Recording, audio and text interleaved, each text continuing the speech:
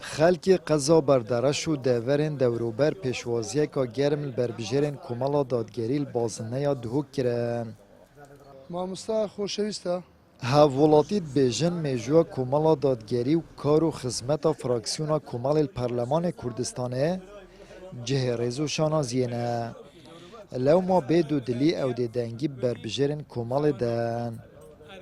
کۆمەڵی دادگەری لە ڕابردوو کۆمەلە پرۆژه یاسای جوانی لە پەرلەمان پێشکەش کردیا وەڕێگری لە کۆمەلە یاسای جێندەر و یاسای دژ بە کۆمەلگای کوردەواری کردیا بەڕاستی کۆمەلی دادگەری جێگای متمانەی خەڵکە جەماوەڕ خۆشی دەوێت لە ڕووی پەروەردە و ئەخلاقی لە ڕووی بەرنامەکانی بەخشین و خزمەتکردنی فەقیر و هەژارن بەڕاستی کۆمەلی دادگەری جێگای ئومێدی خەڵکە بەڕاستی بە زۆر سوپاسی میلەتی خۆمان و خەڵکی خۆمان دەکەین خەڵک زۆر بە گەرمگوڕی پێشوازیمان لێ دەکە و ئامادە ئینشەڵا دەنگ بەو لیستە و مامستا مەلەعەنتر جێ دیارە ناو عالەمێ جێ دیارە و جێ ناوبانجی دیارە و ئینشەڵا دەردەچێت داخوازی ئاری وەڵا هەموو بلا دەنگی بدەنی سەهلە دەکات پەیامەیەک بەلا بکاتەوە فولە دەستخۆشییانە دەکەم گەلە بە خێراتن لە بۆ قەزای بەردەڕەش.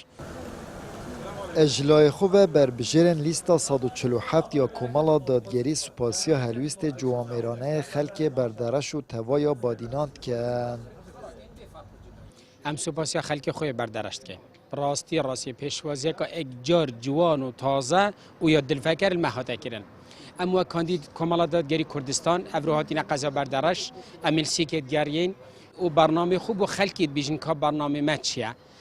پیشوازی که اگجار جوان و تازه المحاطه کردن و ام سپاسیا خلک بردرشت کن و ایکش وانا او خالد که ام سرشول کن خودی حس که بچینه پرلمانی او اف نخوشخانه اول ویره اوا هاتی راوستاندن اوا سری 11 ساله که خود حس کرد دل سروی کار کن کووید بیت آوا کردن شینا نخوش دویری بنا آکری آن بنا دو که دل ویری هنا چرا سر کردن آن هیا خوده.